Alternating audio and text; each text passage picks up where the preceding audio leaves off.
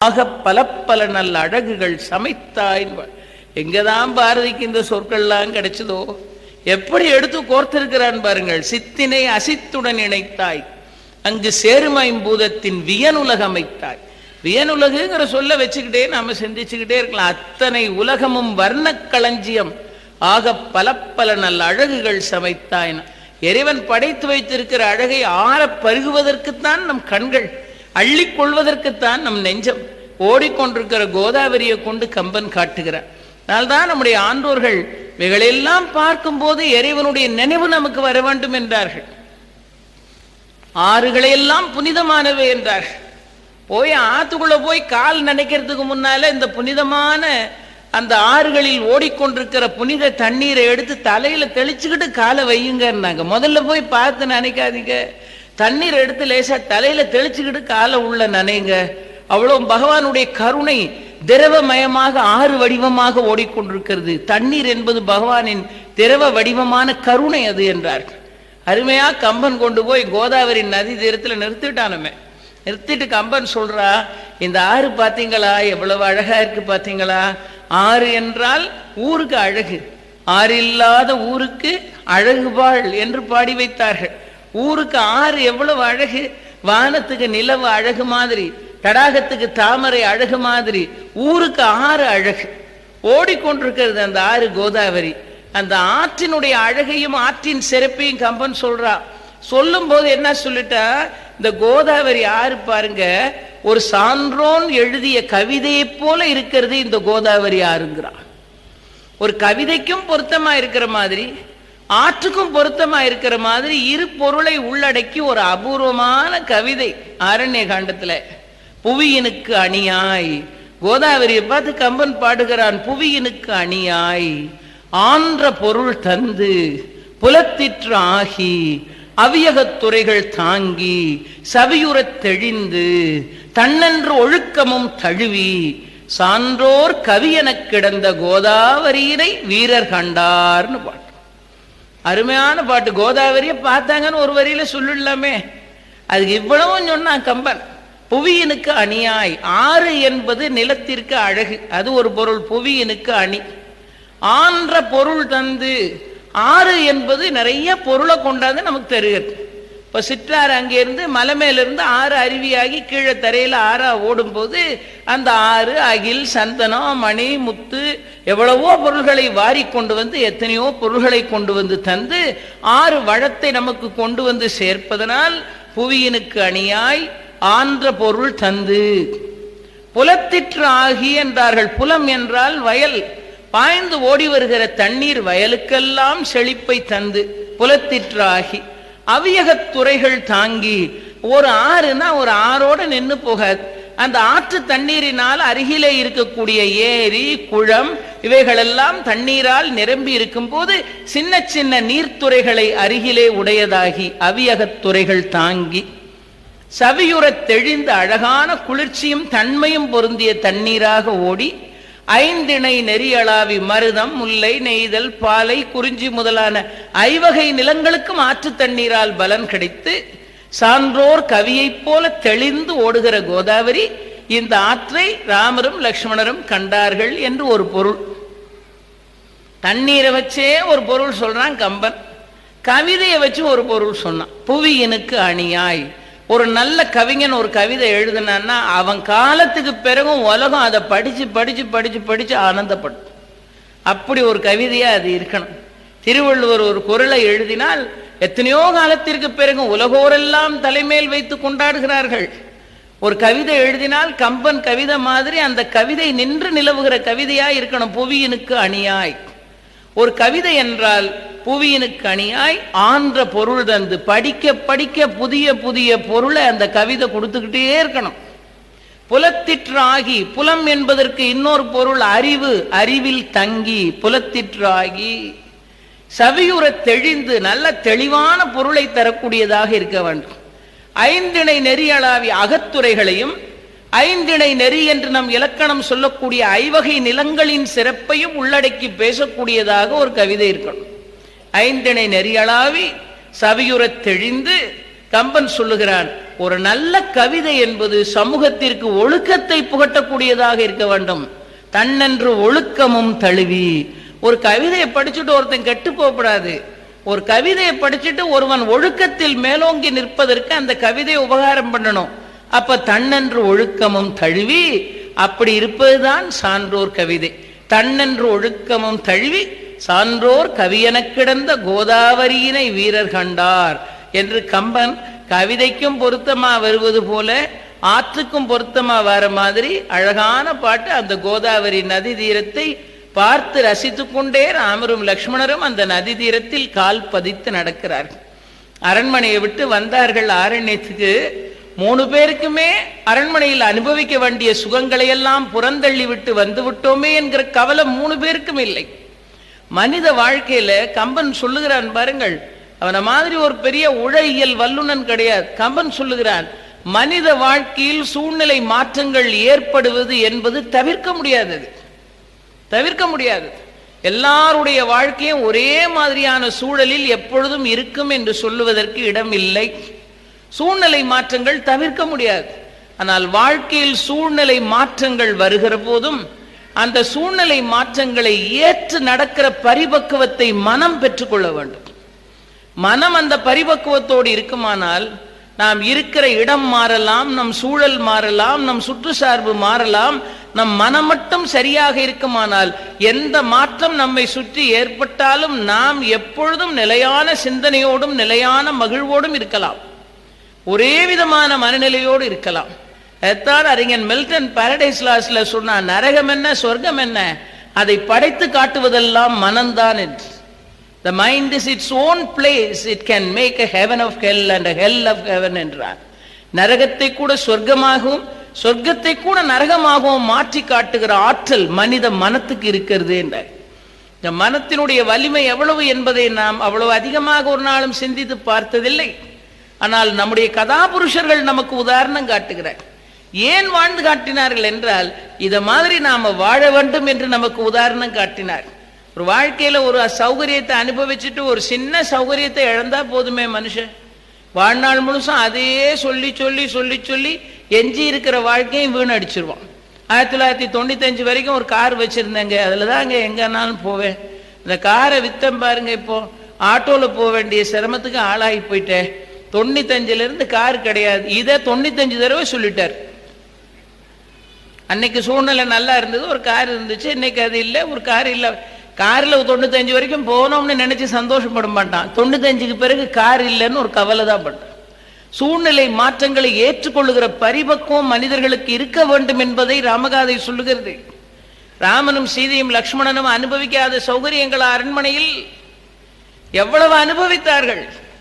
தசரத சக்கரவர்த்தி அழகான அந்த சலவைக்கல் மண்டபத்தில் ராமன் நடந்து வந்தான்னா அவன் கால் நோகும் என்று நினைத்து பட்டு கம்பளம் விரித்திருப்பானாம். அவன் கால் பாவுகிற இடத்துல எல்லாம். இந்த ரொம்ப வசதியான வீட்டு குழந்தைகள், ரொம்ப காலம் கழிச்சு பிறந்த குழந்தை, அபூர்வமான குழந்தை, பள்ளிக்கூடத்தில் கொண்டு போய் சேர்ப்பாங்க. அந்த அம்மா அப்பாவுக்கு 1000 கற்பனை வரும். என்ன தண்ணியை குடிச்சிருமோ, அங்க போய் என்ன செய்யுமோ, இப்படி 1000 கற்பனை. 100 இன்ஸ்ட்ரக்ஷன் கொடுப்பாங்க அந்த டீச்சர் கிட்ட போய், நல்லா பார்த்துங்க, இந்த குழந்தைக்கு ஒரு சின்ன இதுனாலும் ஜலதோஷம் பிடிச்சிரும், இந்த தண்ணி எதையும் குடிக்க விட்டுறாதீங்க, அது இதுன்னு 1000 கதை சொல்லுவாங்க.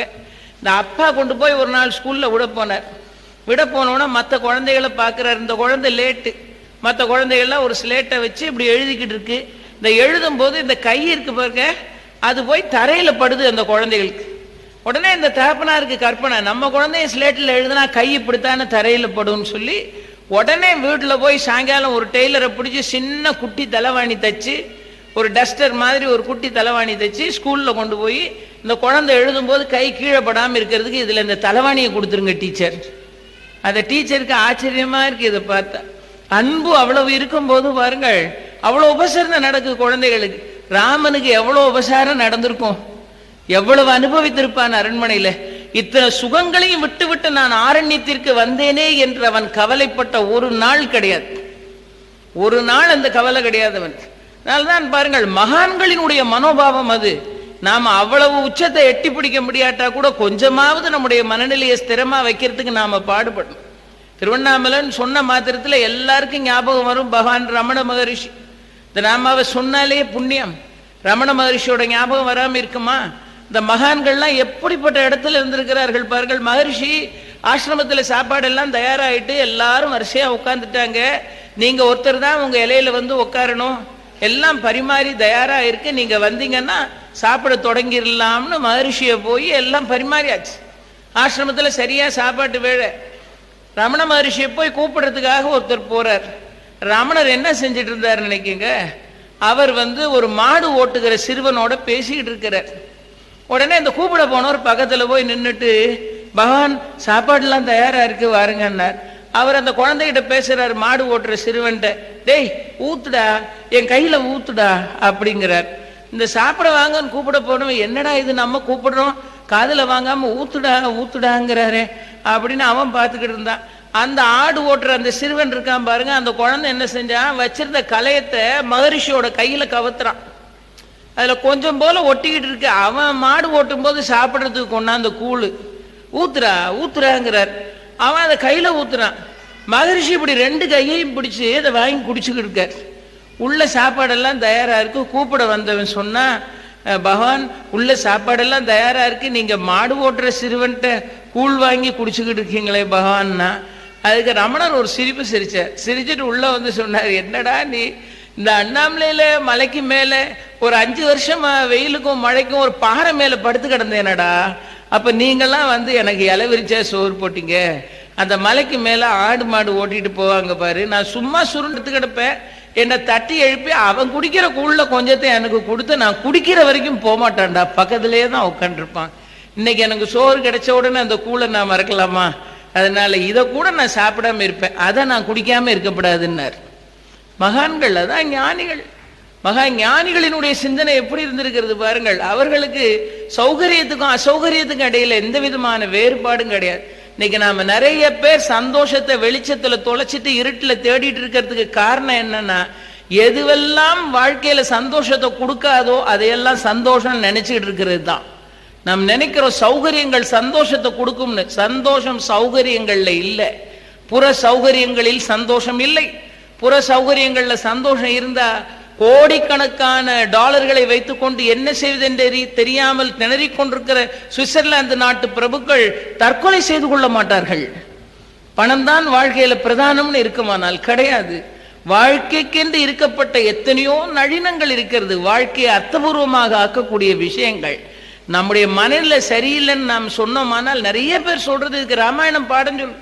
நிறைய பேர் சொல்லுவாங்க, என்ன ஒரு மாதிரி மனசு சரியில்லைங்க, 2 நாளாவே ஒன்றும் மனசு சரியில்லை. இந்த மனசை சரியா வச்சுக்க வேண்டியது நம்ம கடமை இல்லையா? மனதை சரியாக வைத்துக் கொள்ள வேண்டியது நம் கடமை.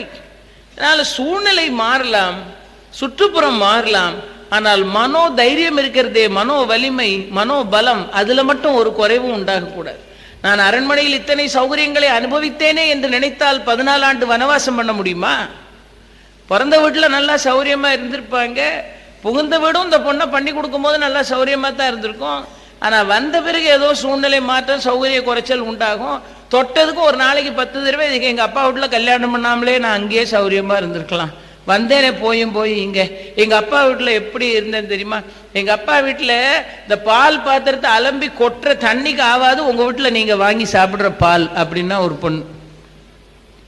உங்க வீட்டுல வாங்கி சாப்பிடுற பால் எங்க அப்பா வீட்டுல பால் பாத்திரத்தை அலம்பி கொட்டுற தண்ணிக்கு ஆகாதுங்கிறா. இது ஏன் இந்த டைலாக சொல்றேன்னா, இது ஒரு பொண்ணு சொல்லும் போது நான் பக்கத்துல இருந்து கேட்டுக்கிட்டே இருந்தேன். ஆனா இப்படி சொல்றாளே அப்படின்னு. எப்படி பாருங்கள், இப்படியே சொல்லி கொண்டிருந்தால் வாழ்க்கையில எந்த ஒரு முனை வழியாகவாவது நிம்மதி வந்து நம்ம வாழ்க்கையில எட்டி பார்க்குமா? எப்படி இருக்கிறான் ராமன்? ஒரு சௌக்கியமும் கிடையாது ஆரண்யத்துல. ஆனால் அந்த ஆரண்யத்தில் அங்க காலையில கண் முழிச்ச உடனே சுப்ரபாதம் பாடி எழுப்புவதற்கு இசைவாணர்கள், நடனமாடி காட்டுவதற்கு நாட்டிய மாதர்கள், நானா விதமான உணவு வகைகளை பரிமாறுவதற்கு பரிசாரகர்கள், நடந்த இடையெல்லாம் விரிக்கப்பட்டிருக்கிற பட்டு கம்பளம், எவ்வளவு சௌகரியங்கள். நிலவை அனுபவிக்க நிலா மண்டபம், தென்றலை அனுபவிக்க தென்றல் மண்டபம், இப்படியெல்லாம் சங்கீத விற்பனர்களோடும் கலைஞர்களோடும் ஆனந்தமாக அரண்மனையில் வாழ்வை கழித்த ராஜகுமாரன் தான் ராமன். ஆனால் காட்டுல இதுல எதுவுமே கிடையாது. ஆனால் பட்டு கம்பளம் விரிக்காட்டா என்ன? தசரத சக்கரவர்த்தி அரண்மனையில பட்டு கம்பளம் விரிச்சிருந்தா, ஆனா ஆரண்யத்துல பட்டு கம்பளம் விரிக்காட்டா என்ன? பகவானே எனக்காக பச்சை புல் கம்பளம் விரிச்சிருக்காரு. பச்சை புல் கம்பளம் இருக்கு. எதுக்கு பட்டு கம்பளம்? பட்டு கம்பளத்தை விட அழகான பச்சை புல் கம்பளம் இருக்கு. காலையில சுப்ரபாதம் பாடி என்னை எழுப்புறதுக்கு இசைவாணர்கள் இல்லை. அதனால என்ன, மரக்கொம்புகள்ல உட்கார்ந்து அழகா குயில் அப்படியே அழக தட்டி தட்டி சரிகமப்பதான்னு 7 சுரத்தையும் சேர்த்து இசை பாடுதே, இதை விடவா பெரிய இசை வேணும்? நடனமாடி காட்டல. அதனால என்ன, அழகான மயில்கள் திரும்புற திசையில எல்லாம் தோகையை விரிச்சு ஆடி காட்டி எனக்கு இவ்வளவு மகிழ்ச்சியை உண்டாக்குகிறதே, இதை விடவா வேணும்? மேலிருந்து கீழே விழக்கூடிய கலகலன்னு விழக்கூடிய அருவி, இசைவாணர்கள் ஏதோ மத்தளம் ஒலித்தது போல குரல் எழுப்பி கொண்டிருக்கிறதே, ஓடி வருகிற ஆறு, பாடி வருகிற பறவை, துள்ளி ஓடுகிற மான், காட்டு விலங்குகள், இவைகளெல்லாம் எனக்கு மகிழ்ச்சி ஊட்டும் போது இதுவும் மகிழ்ச்சி தானே. அரண்மனை சுகங்களை இழந்து விட்டேன் என்று எதற்காக நான் வருத்தப்பட வேண்டும்? அதை விடவும் எனக்கு இந்த அரண்யம்தான் இனிமையானதாக இருக்கிறது என்று நினைத்தான் ராமன். எப்படிப்பட்ட ஒரு மனோபாவம் பாருங்கள் ஸ்ரீராமபிரானுக்கு. அவங்க எப்படி அந்த காட்டு வாழ்க்கையை அனுபவித்தார்கள் என்று கம்பன் பதிவு செய்கிறார். ஒரு பாட்டை மட்டும் சொல்றேன். கோதாவரி நதி தீரத்தில் 3 பேரும் நடந்து போறாங்க. எப்போ ராமரும் லக்ஷ்மணரும் பக்கம் பக்கமா போவாங்க, ஒரே நேர்கோட்டில் போன மாதிரி போவாங்க. பின்னால ஒரு 4 அடி தள்ளி தான் லக்ஷ்மணர் எப்பவும் நடந்து வருவார். அது எப்பவுமே பெரியவர்கள் போனா அது ஒரு மரியாதையா, வயதுல பெரியவர்களை முன்னால விட்டு அதுக்கப்புறம் அவங்க நிழல் மாதிரி பின்னால போகணும். அது ஒரு மரியாதையான ஒரு விஷயம். அதனால ராமருக்கு 2 அடி பின்னாடி லக்ஷ்மணர் வருகிறார். அந்த கோதாவரி நதி தீரம், அழகா குளிர்ச்சியா இருக்கிற அந்த நதியினுடைய கரை, ராமர் சீதையும் எல்லாம் நடந்து இந்த அழகையெல்லாம் பார்த்துட்டு நடந்து போறாங்க.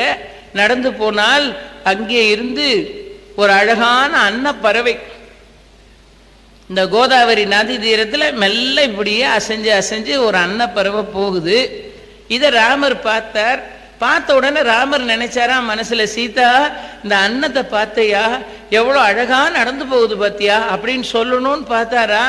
அப்புறம் நினைச்சாரா, இந்த அன்னத்தோட நடையெல்லாம் ஒரு நடையா, ஓ நடைக்கு முன்னாலே இதெல்லாம் நிக்குமா அப்படின்னு சீதை கிட்ட சொல்லலான்னு நினைக்கிறாரா ராமர். அப்படி நினைச்சார். ஆனா சொல்ல முடியாது, நாகரீகம் தடுக்கிறது. ஏன்? பின்னால 2 அடி தூரத்துல சகல சௌபாக்கியங்களையும் தனக்காக துறந்து விட்டு தன் அழகிய இளைய மனைவி அரண்மனையில விட்டுட்டு ராமகைங்கரியம் பண்றதுக்காக 14 ஆண்டு துறவு வாழ்க்கையை மேற்கொண்டிருக்கிற தன் இனிய தம்பி லக்ஷ்மணன் 2 அடிக்கு பின்னால வாரானே. நாம நம்ம மனைவியை பார்த்து இந்த வார்த்தையை சொன்னா பின்னால வருகிறவன் காதுல அது போய் விழுமே, அது நாகரீகம் இல்லையே, அவன் இருக்கும்போது நாம அப்படி பேசக்கூடாதேன்னு சொல்லி இந்த பேச நினைத்த ராமர் அடக்கி கொண்டாராம். அதே நேரத்தில் பேசாமலும் இருக்க முடியல. அதனால என்ன பண்ணாராம், வாயால பேசினா தானே பின்னார் வர லக்ஷ்மணனுக்கு கேட்கும், அதனால கண்ணால பேசுவோம்னு சொல்லி அந்த அன்னம் இப்படியே நடந்து போகுதா. இந்த ராமர் என்ன செய்தாரா, சீதையை இப்படி ஒரு பார்வை பார்த்தாராம், அந்த அன்னத்தையும் ஒரு பார்வை பார்த்தாராம், சீதையை ஒரு பார்வை பார்த்தாராம், அன்னத்தையும் ஒரு பார்வை பார்த்தாராம். பிறகு சீதையை பார்த்து ஒரு சிரிப்பு சிரிச்சாராம். அந்த புன்முறுவலை பார்த்தோன்னு அவ புரிஞ்சுக்கிட்டாளா, சீதா இது நடையெல்லாம் ஒரு நடையா, ஓ நடைக்கு முன்னால அப்படின்னு ராமர் சொல்றாரு. சீதைக்கு பரம சந்தோஷமா, அவளும் முகமெல்லாம் மலர்ந்து சிரிக்கிறாளாம். இவ்வளவு நாடகமும் நடக்கு, பின்னால வர லக்ஷ்மணருக்கு ஒன்றும் தெரியாது. கொஞ்ச தூரம் நடந்து போனா ஒரு யானை அழகா நடந்து வந்து அது நதியில தண்ணி குடிச்சுட்டு காம்பீரியமா நடந்து போகுது ஒரு யானை. சீதை பார்த்தாலாம், இந்த யானை நடையெல்லாம் ஒரு நடையா, உங்க நடைக்கு முன்னால அப்படின்னு ராமர்கிட்ட சொல்லலான்னு சீதை நினைச்சாலாம். அவளுக்கும் இதே சிக்கல் தான், பின்னால லக்ஷ்மணன் வாரான், சொல்ல முடியாது.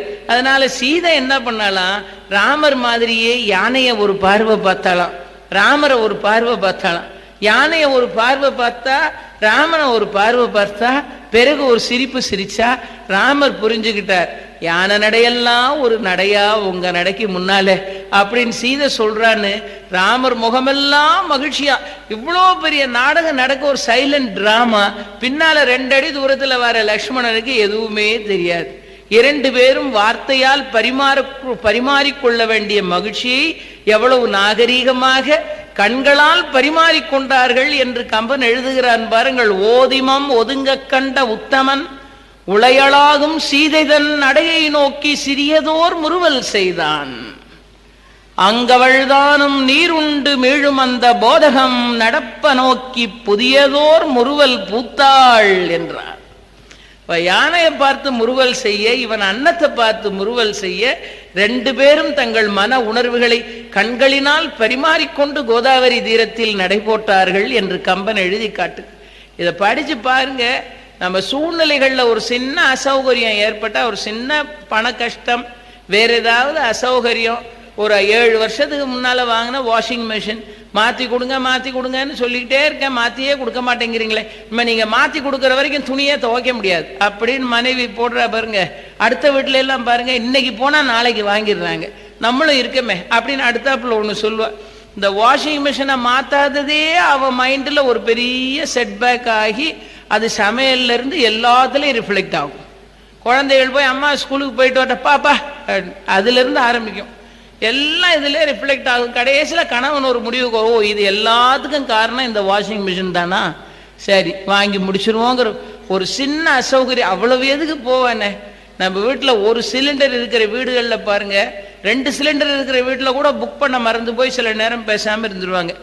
ஒரு சிலிண்டர் இருக்கிற வீட்டுல பாருங்க, இந்த கேஸ் தீந்து போயிட்டு புக் பண்ணல, 2 நாளைக்கு மண்ணெண்ணையால சமைக்கணும் இல்ல விறகால சமைக்கணும்னா அந்த அம்மா பக்கத்துல போய் பேசிட முடியாது. யார் போனாலும் ஏச்சும் பேச்சும். ஏன் இந்த கேஸ் இல்லாம சமைக்கிற கோபத்துல வெடிச்சு, கேஸை விட மோசமா வெடிச்சு கெட்டா போகுது வாழ்க்கை. ஒரு காலத்துல என்ன கறி அடுப்புல தான் சமைச்சோம், விறகடுப்புல தான் சமைச்சோம். அன்னைக்கெல்லாம் என்ன நம்ம பாட்டி நம்ம பெரியவங்கள அதுல எல்லாம் ஒன்றும் சமைக்கலையா, என்னத்தை பெருசா சாய்ச்சிட போறோம் அதுல. இதனால என்ன ஆயிரப்போகுது, ஒரு 2 நாளைக்கு அதுல இருந்து இதுக்கு சுவிட்ச் ஓவர் பண்ணிக்கிடுவோம், திரும்ப கிடைச்சா அதுக்கு போய். அந்த மனோபாவத்தை கூட நாம இன்னும் வளர்த்துக்கலையே. ஒரு சின்ன சோதனை வந்தா கூட ஆத்தங்கரையில் நிக்கிற முருங்கை மரம் மாதிரி ஒடிஞ்சு விழுந்துட்டு இருக்கமே தவிர, தர்பப்புல் மாதிரி அசைஞ்சு கொடுத்துக்கிட்டு நின்றுகிட்டே இருக்கணுங்கிற உணர்வு நமக்கு இல்லவே இல்லை. எவ்வளவு படிக்க வேண்டியது இருக்கிறது பாருங்கள். நான் அதுக்கு தான் ராமகாதை. நம் மனதை பலப்படுத்துவதற்கும் நம் மனோ வலிமையை அதிகப்படுத்துவதற்கும் தான் ராமகாதை. எப்படி இருந்தான் ராமன்? பாதுகாப்பட்ட விஷயம் சொன்னது பாருங்கள். ஸ்தித பிரஜனாக இருந்தான். இன்பம் துன்பமாகி 2 பிடிகளுக்குள்ளும் அகப்பட்டுக் கொள்ளாமல் இருந்தான். சூழ்நிலை மாற்றங்கள் வருகிற போது கூட தன் மனதை சரியான நிலையில் வைத்துக் கொண்டிருந்தான். இதெல்லாம் ராமபிரான் இடத்திலிருந்து நாம படிக்க வேண்டிய பாடல். இப்படி ஆனந்தமாக கோதாவரி நதி தீரத்துல நடந்து போறாங்க.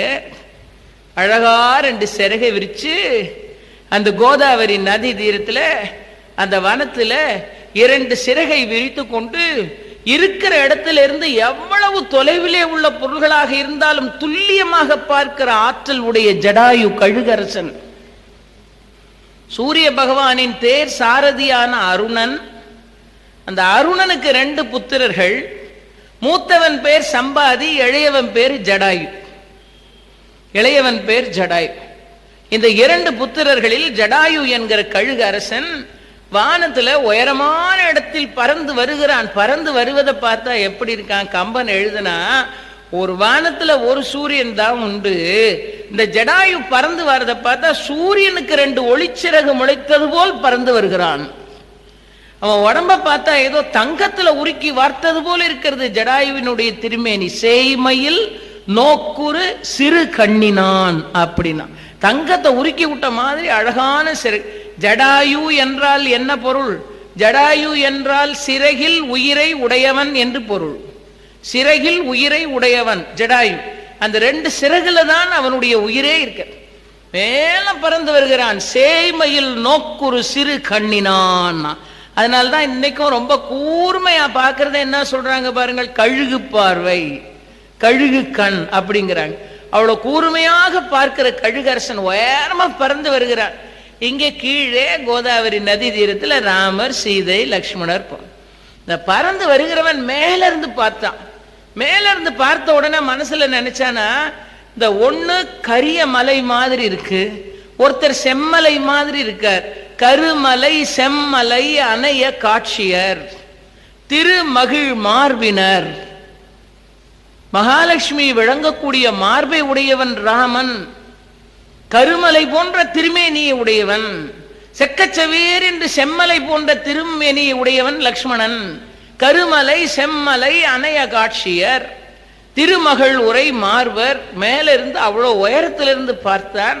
இப்படி பார்த்து கொண்டே இந்த 2 பேரும் யாரா இருக்க முடியும்? இவங்க 2 பேரும் யாரா இருக்க முடியும்? இவர்கள் யார்?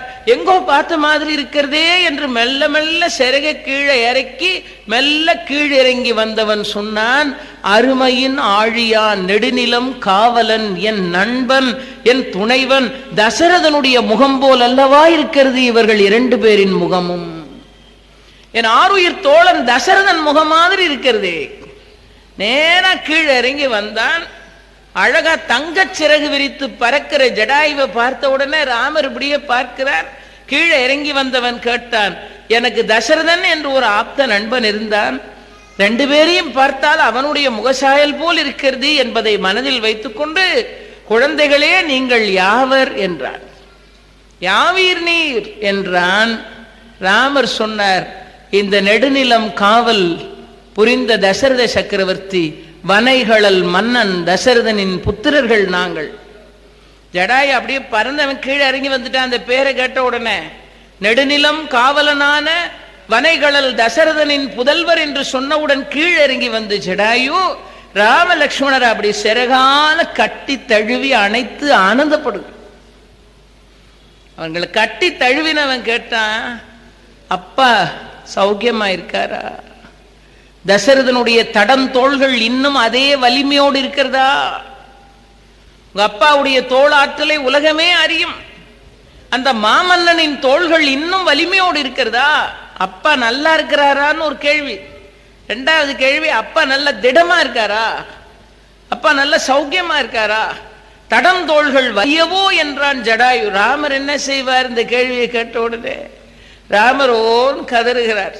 தகப்பனார் வானுலகம் சென்று சேர்ந்த கதையை ராமன் சொல்ல, ஜடாயு இதை கேட்ட உடனே தசரதன் மாண்டு போனான் என்று கேட்டு ஜடாயு ராமரை அணைத்துக் கொண்டு கண்ணீர் விடுகிறார். கழுகுக்கு அரசன் கம்பன் எழுதினான், அன்னைக்கு ஒரு நாள் சம்பராசுர யுத்தம் நடக்கும் போது அந்த யுத்தத்துல வச்சுதான் உன் தகப்பனும் நானும் நெருக்கமான நண்பர்கள் ஆனோம். ஜடாயு சொல்லுகிறான். ஜடாயு தசரதனுடைய நெருக்கமான நண்பன்.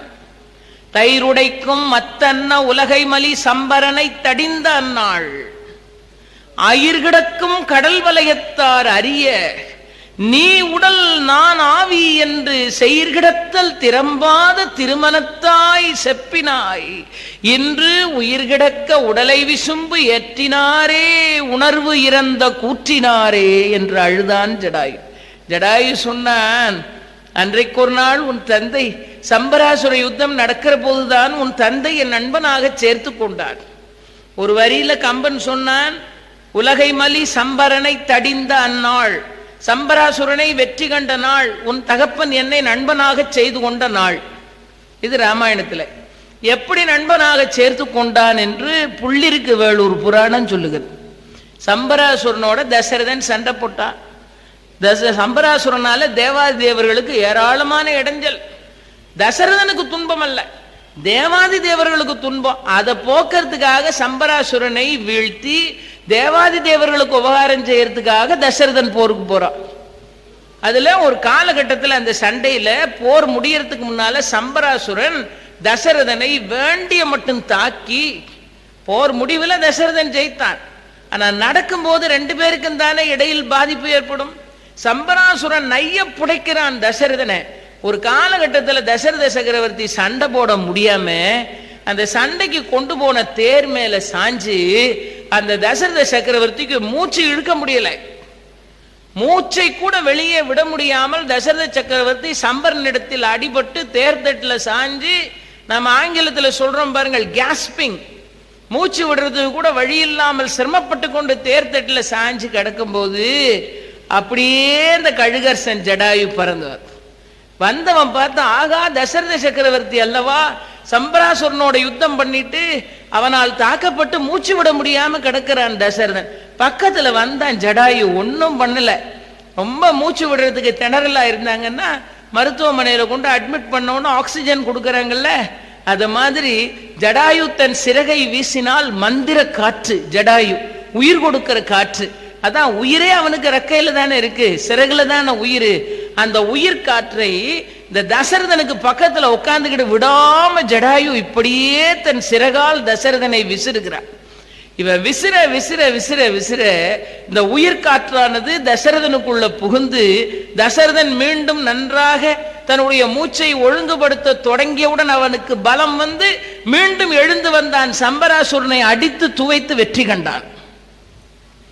நீ மட்டும் சரியான நேரத்தில் வந்து இந்த உயிர் காற்றை எனக்குள்ள ஊதாம இருந்தேன்னா நான் வெறும் உடலா தான் பூமியில கடந்திருப்பேன். ஜடாயு, நீதான் எனக்கு உயிர் கொடுத்த நண்பன் அப்படின்னு ஜடாயுவை தசரதன் கட்டி தழுவினான். இந்த கதையத்தான் ஒரு வரியில கம்பன் சொல்றான். உலகை மலி சம்பரனை தடிந்த நாள், சம்பராசுரனை வெற்றி கண்ட அன்னைக்குத்தானே எனக்கும் உன் தகப்பன் தசரதனுக்கும் நெருக்கமான நட்பு.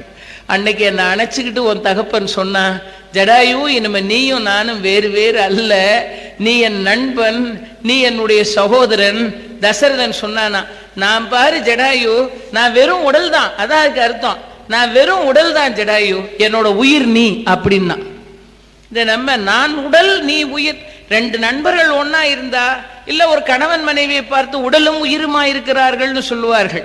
இங்க தசரதன் சொல்றான், நான் உடல் நீ உயிர் அப்படின்னா. இந்த நான் உடல் நீ உயிர்னு சொன்னதுக்கும் இது ஒரு காரணம். தன்னுடைய சிறகினால் உயிர் காற்றை தசரதனுக்குள் ஊதியவன் ஜடாயு. அதனால ரெண்டு பேருக்கு இடையில அவ்வளவு நெருக்கம். ஜடாயு கண்ணீர் விட்டான். நான் உடல் நீ உயிர்னு சொன்னானே தசரதன் என்ன பார்த்து, ராமா பொதுவா கூற்றுவன் உடலை பூமியில போட்டுட்டு உயிரைத்தானே கொண்டு போவான், உடலை பூமியில போட்டுருவான், உயிரைத்தானே கொண்டு போவான். ஆனால் இந்த கூற்றுவன் என்ன செஞ்சிட்டான், இப்போ தசரதனுடைய உடலை போட்டு விட்டு உயிரை கொண்டு போகணும், அதானே செய்யணும். ஆனால் அவன் என்ன பண்ணிட்டா, என்னை பார்த்து தசரத சக்கரவர்த்தி, ஜடாயு நீ எனக்கு உயிர்னு சொன்னாரு, தண்ணிய உடல்னு சொன்னாரு, அப்ப போகும்போது நாளியா போயிருக்கணும் முதல்ல. ஜடாயு சொல்றான், என்னத்தானே பார்த்து உயிர்னு சொன்னார், தன்னை உடல்னு தானே சொன்னார், அப்ப போக வேண்டியது நான் தானே, தசரதன் இல்லைல்ல. இந்த கூற்றுவனுக்கு கொஞ்சமாவது அறிவு இருக்கிறதா? உயிரை போட்டு விட்டு உடலை கொண்டு போயிருக்கிறானே இந்த கூற்றுவன்.